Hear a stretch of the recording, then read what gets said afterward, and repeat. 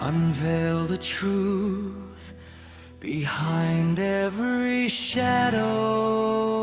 Secrets, hidden stories. Okay, picture this. A perfect world. I'm talking unlimited food, zero predators, the absolute best living conditions. A real paradise, right?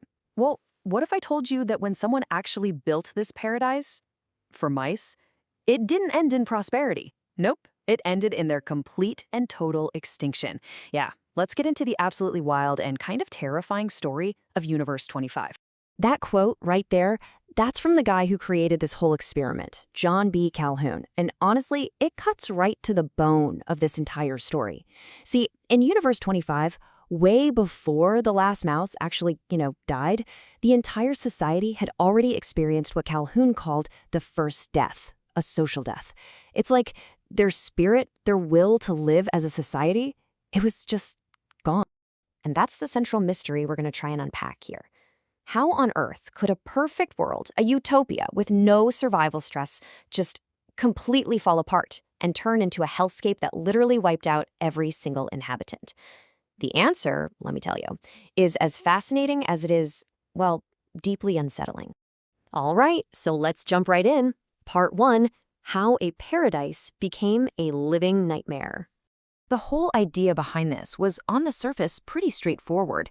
You've got this ethologist, that's a scientist who studies animal behavior, and he decides to build a literal mouse city designed to be perfect. But the result? Not so perfect. We're talking complete societal collapse, ending in, their total annihilation. So, to really get why this all went so wrong, we have to look at the pretty radical idea the scientist, Calhoun, was trying to test. He had this theory, you see, that the biggest threat to a society wasn't running out of food or water, but something much deeper, something psychological. Okay, so for a really long time, the main theory about why societies collapse came from this guy, Thomas Malthus. You've probably heard of him. His idea was simple. More people means fewer resources, which leads to starvation, war, and boom, collapse. But Calhoun? He had a totally different and frankly much scarier idea. He thought a society could have absolutely everything it needed and still fall apart, not from hunger, but from its own social and psychological rot. He gave this concept a name, the behavioral sink. Just think about that phrase. It's the state where, because of the stress of just too many social interactions, all the normal stuff just breaks down. Things like parenting, finding a mate, defending your community, it all just stops working. The society basically drowns in its own dysfunction, even while everyone has plenty to eat. And that was the terrifying idea he wanted to test. So, with this wild theory in his head, Calhoun went ahead and built his perfect little world. And when I say the conditions were perfect, I mean they were perfect. Just check out this blueprint for utopia. He kicked things off with 4 male and 4 female mice, the absolute healthiest he could find. They had endless food and water, constantly refilled. They had 256 individual nests, kind of like little mouse apartments, which could each house up to 15 mice. The place was cleaned regularly, kept at a constant, perfect temperature. Basically, every single physical struggle was just gone, wiped from their existence. But, and this is the key to everything, there was one single crucial catch. Just one limitation built into this perfect world, and that was space. And here's a super important detail. The space wasn't even small. Calhoun figured that this habitat could comfortably hold more than 3,500 mice before it would even start to feel crowded, so they had tons of room. Seriously, keep that number in your head, over 3,500, because it makes what actually happened so much more insane. So, the stage is set. How did it all come crashing down? Let's walk through it, phase by phase, and watch this whole thing unravel.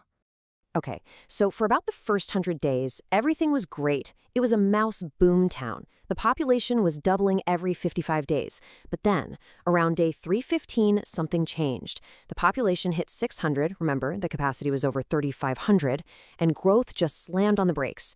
The social structure started to crack. By day 600, the population peaked, and after that, no new births survived. The first death, that social death, was complete. And by 1973, the last mouse died. Universe 25 was officially extinct.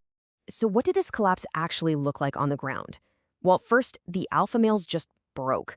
Normally, they're supposed to defend territory, protect their family. But in Universe 25, there was just too much competition, too many faces. So, overwhelmed, they gave up. They stopped protecting anyone and just became these violent, aggressive thugs, attacking females, young mice, anyone. Their whole social role just vanished. And with the males completely checked out, the females were left on their own. They'd retreat to their nests, but now they had to be the defenders against these aggressive males. And that constant stress, it completely shattered their maternal instincts. They started abandoning their babies, sometimes even attacking their own young.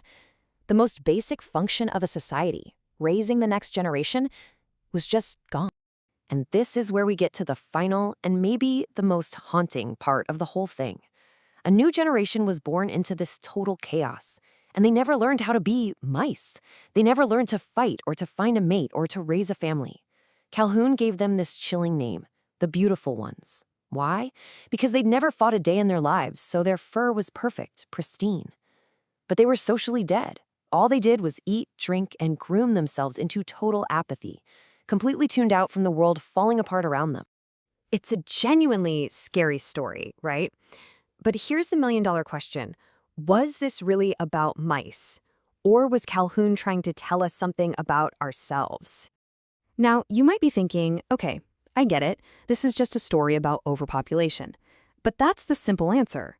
Calhoun's actual conclusion was way more subtle and honestly, a lot more chilling for us today. It wasn't just about the number of mice in the box. Think about it. The mice didn't starve. They didn't die of thirst. They had everything they could possibly want. They died because they forgot how to cooperate.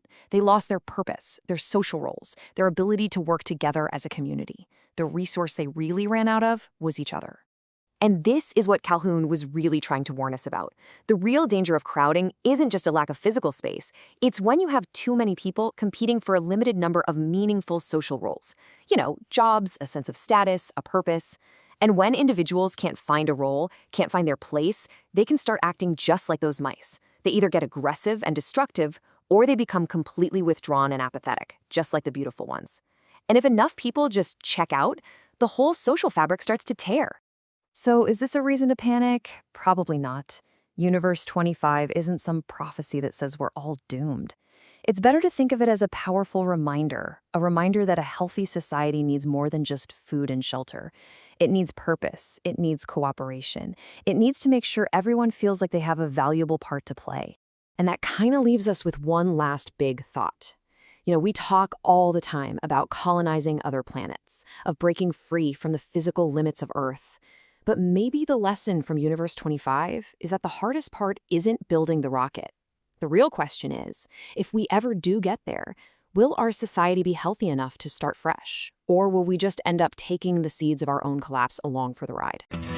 Unveil the truth behind every shadow. Secrets, hidden stories.